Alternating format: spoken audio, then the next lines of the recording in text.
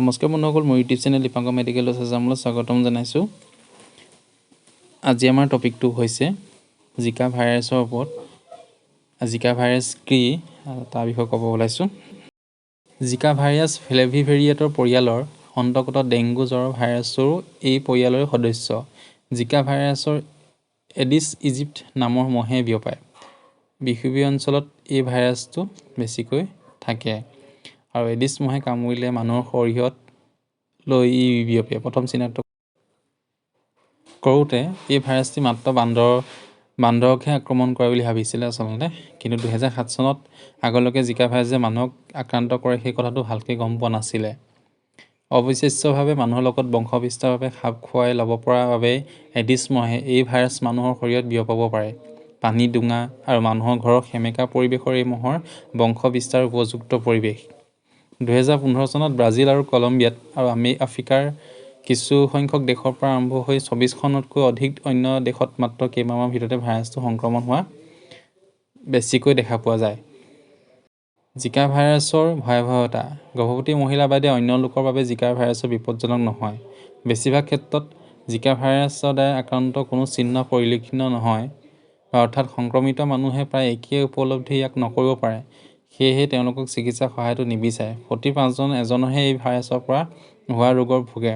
অতি চিন্তনীয় বিষয় হৈছে জিকা ভাইৰাছৰ দ্বাৰা আক্ৰান্ত গৰ্ভৱতী মহিলাই এই ভাইৰাছ নিজৰ গৰ্ভৰ সন্তানলৈও বিয়পায়। প্ৰসৱ কৰা সন্তানৰ মূৰ সংকুচিত হয়, মগজুৰ উৎকোষ সম্পূৰ্ণ নহয়, জন্মগত হিচাপে পোৱা কিছুমান বেমেজালি জটিলতাও হ'ব পাৰে। এনে শিশুৱে খাওঁতে গিলিবলৈ কষ্ট পায়, কেতিয়াবা এই ক্ৰুটি গোটেই জীৱন ব্যাপী থাকি যায়। এই সমস্যাৰ বাবে কোনো চিকিৎসক বা শিশুটিৰ জীৱনকালত সোনকালে পৰে।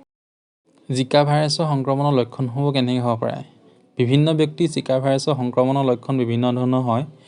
যি কি নহওক, এডিছ মহে কামোৰাৰ কিছুমান সাধাৰণ চিনবোৰ হৈছে জ্বৰ, মাংসপেশী বিষ, মূৰৰ বিষ, মূৰ কামোৰণি, 3-12 দিনলৈকে চকুৰ মণিবোৰ উহহা, সৰিয়হৰ যোৰাবোৰ বিষ, ছালৰ ওপৰত ক্ষুদ্ৰ ক্ষুদ্ৰ ৰঙা দাগ পোৱা যায়। অন্য কিছুমান কাৎচিত দেখাহে যায় লক্ষণবোৰ যেনে পেটৰ বিষ, ডায়েৰিয়া, কোষ্ঠকাঠিন্য আদি, নাক বা মুখৰ পাতল আৱৰণৰ ঘাঁ। এই সকলোবোৰ লক্ষণ ক্ষণস্থায়ী বা 3-4 দিনৰ ভিতৰত যদি ৰঙা দাগবোৰ কমে, জ্বৰ বা বিষো নাইকিয়া হয়, জিকা ভাইৰাছৰ আক্ৰমণৰ আৰম্ভণিৰ লক্ষণ। ডেংগু সংক্ৰমণৰ লগত সাদৃশ্যও আছে। জিকা ভাইৰাছ বিয়পোৱা মহৰ পৰাও ডেংগু জ্বৰ হ'ব পাৰে। জিকা ভাইৰাছৰ আক্ৰান্ত দেশসমূহ কোনবোৰ? সেইবোৰ হৈছে লেটিন আমেৰিকাৰ দেশসমূহ যেনেকৈ ব্ৰাজিল, ফ্ৰান্স, এইবোৰ জিকা ভাইৰাছৰ আক্ৰান্ত দেশ। জিকাৰ সূচৰণৰ বিষয়ে বিশদভাৱে জ্ঞাত নোহোৱালৈকে বিশ্ব স্বাস্থ্য সংস্থাই যিসকল মহিলাক গৰ্ভৱতী বা যিসকল গৰ্ভধাৰণ কৰিবলৈ বিচাৰে তেওঁলোকে মহৰ কামোৰৰ পৰা ৰক্ষা পাবলৈ সতৰ্কতা লোৱাটো উপদেশ দিছে। কোনো চিটা বা বিশেষ ঔষধ জিকা ভাইৰাছৰ বাবে বৰ্তমানো বাহিৰ হোৱা নাই। ইয়াৰ পৰা ৰোগৰ লক্ষণসমূহ মাত্ৰ চিকিৎসা হয়। এডিছ মহৰ বংশ বিস্তাৰৰ বাবে আমাৰ ভাৰতৰ জলবায়ুটো অনুকূল।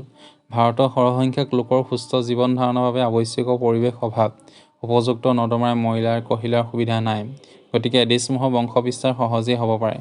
জিকা ভাইৰাছ আমাৰ দেহত প্ৰৱেশ কৰিলে ই অতি সোনকালে বিয়পিব। ইয়াক দমন কৰাৰ বাবে কষ্টকৰ আৰু পিছত বৰ ভয়ংকৰ পৰিণত হ'ব পাৰে। সেইবাবে আমি যিমান পাৰোঁ নিজেই ছেফ ছাইড হৈ থাকিব লাগিব।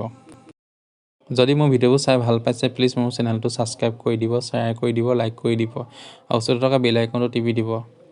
আৰু আগলৈ এনেকুৱা ধৰণৰ মেডিকেল ৰিলেটিভ ভিডিঅ' আপোনালোকে পাই থাকিব।